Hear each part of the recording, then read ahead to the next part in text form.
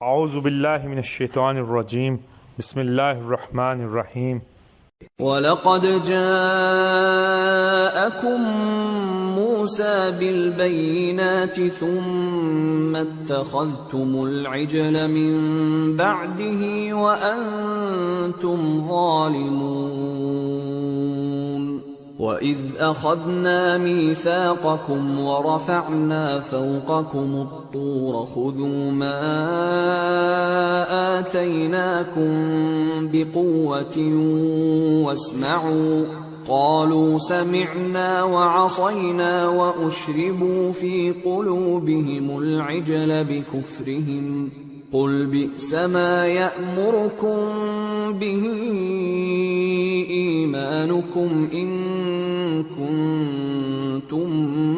مُّؤْمِنِينَ۔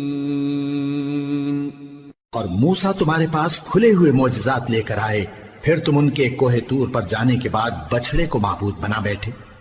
اور تم اپنے ہی حق میں ظلم کرتے تھے۔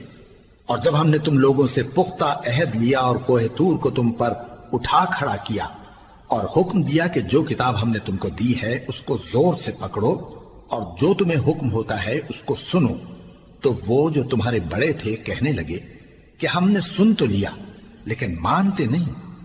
اور ان کے کفر کے سبب بچڑا گویا ان کے دلوں میں رچ گیا تھا۔ اے پیغمبر ان سے کہہ دو کہ اگر تم مومن ہو تو تمہارا ایمان تم کو بری بات بتاتا ہے،